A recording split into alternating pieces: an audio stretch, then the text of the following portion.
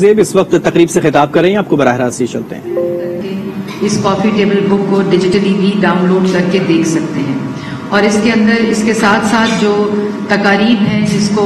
وزارت اطلاعات نے آرگنائز کیا ہے، اس میں جو سب سے بڑی ہائی لائٹ ہے جو وزیر اعظم 14 اگست کو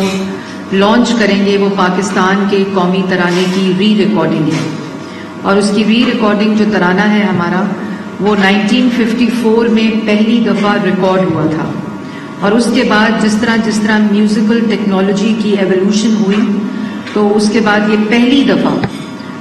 جو ہمارا قومی ترانہ ہے اس کو ری ریکارڈ کیا گیا ہے۔ اس کا پرومو انشاءاللہ آج ہم انویل کریں گے پاکستان کے لیے، لوگوں کے لیے،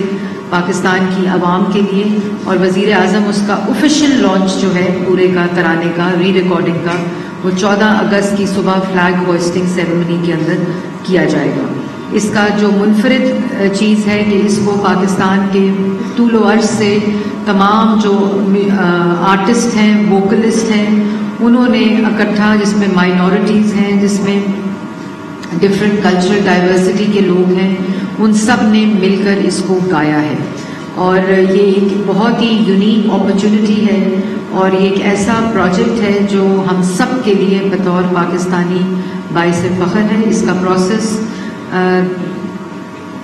2017 میں شروع ہوا تھا، اور پچھلی حکومت میں یہ جاری رہا، اور اب ہم 4 مہینے سے یہ کوشش کر کے کہ اس کا جو آفیشیل انویل ہے وہ 14 اگست کو کیا جائے گا۔ جو تمام ایکٹیویٹیز ہیں اس سے حوالے سے،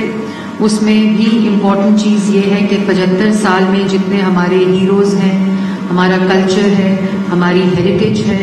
ہمارے وزرائے اعظم رہے ہیں پاکستان میں، جب جمہوریت کا دور رہا، اور کی ڈویڈنڈس ہیں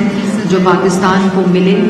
ان تمام چیزوں کو شو کیس کرنا ہے۔ اور آپ اپنے گھر میں آج کل دیکھ رہے ہوں گے، پاکستان ٹیلی ویژن ضرور دیکھیں، نیشنل براڈ کاسٹ کے اوپر پاکستان کہانی پوری سٹوری بورڈ کے ساتھ ہر دن، جس طرح آج 12 اگست ہے، 10 اگست سے یہ شروع کیا ہم نے کہ اس وقت کیا ہوا تھا 10 اگست 1947 کیوں ڈکلیئر کروایا الیکشن کمیشن میں، کیوں 5 سال فورن ایڈڈ پولیٹیکل پارٹی بنے رہے، اور اس سے پہلے، اور مدعا یہ ہے کہ یہ تحقیقات 8 سے لے کر 13 تک کی ہیں، 13 سے لے کر 22 تک کی تحقیقات کہ وہ فورن فنڈنگ آتی رہی، اور جو فورن فنڈنگ آئی وہ کہاں خرچ ہوئی، جو ابھی FIA کے اندر تحقیقات شروع ہوئی ہیں۔ لیکن اس سارے مدعے کو فورن ایجنٹ نے، جس نے اس ملک کے خلاف سازش کی، ملک دشمنی کی، معیشت تباہ کی، نوجوان کو بے روزگار کیا، وہ بڑی آسانی سے یہ سمجھتے ہیں کہ اپنی شرمناک حرکت، گری ہوئی حرکت، اور ایک ایسا زہریلا کھیل جس کے ذریعے وہ اپنی فورن فنڈنگ کی جو چوری ہے، جو ڈاکہ ہے، اور الیکشن کمیشن نے جو فیصلہ دیا ہے اس سے نظر ہٹا سکتے ہیں، ہیلی کاپٹر لسبیلا ثانیہ کے شہیدوں کے خلاف سوشل میڈیا کے اوپر کیمپین کرا کر۔ یہ پورا ایک منصوبہ ہے کہ یہ ہمیشہ کرتے ہیں کہ ان کا جب جواب دینے کی باری آتی ہے تو دوسروں کو جیلوں میں بند کر دو، دوسروں کو چور کہو، اور دوسروں پر الزام لگانا شروع کر دو۔ بات مختصر یہ ہے کہ آپ یہ گھٹیا حرکت کریں، گری ہوئی حرکت کریں، یہ شرمناک سوشل میڈیا پہ اپنے ٹرولز کے ذریعے ان شہداء جنہوں نے اپنی شہادتیں نوش فرمائیں،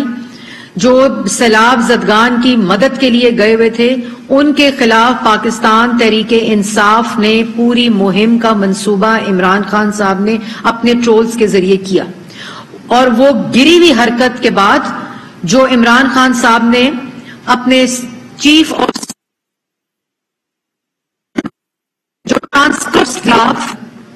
اس ٹرانسکرپٹ کو انہوں نے پڑھا ARY کے اوپر، اور اس ٹرانسکرپٹ کے اندر جو سب سے زیادہ خطرناک بات تھی، جو ریڈ لائنز، آئینی ریڈ لائنز کراس ہوئیں، اس میں مجھے پاکستان کے رینک اینڈ فائل کے اندر میوٹنی کو انسائٹ کرنے کا منصوبہ تھا، اور یہ کہا گیا کہ لانس نائک سے لے کر بریگیڈیئر تک کا تعلق پاکستان تحریک انصاف سے ہے، سیاست کے ساتھ منسلک کیا گیا۔ اس کے بعد یہ کال دی کہ اگر کوئی اس کے علاوہ ٹاپ کمانڈ کوئی بات کرے تو آپ نے میوٹنی، ریوولٹ کرنا ہے، بغاوت کرنی ہے. اور 15 منٹ بغیر کسی انٹرپشن کے یہ بیپر ان کے چیف آف سٹاف کا ARY کی سکرینز پر چلتا رہا. اور یہ تمام چیزوں سے نظر ہٹانے کے لیے 2 جھنڈے رکھ کر بنی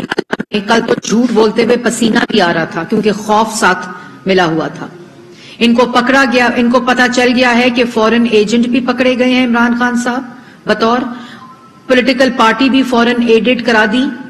مجھے افسوس ہوتا ہے ان لوگوں سے جنہوں نے پاکستان تحریک انصاف کو سپورٹ کیا. آج ان کو بھی افسوس ہو رہا ہے. آج وہ غصے سے بھرے ہوئے ان کے کارکنان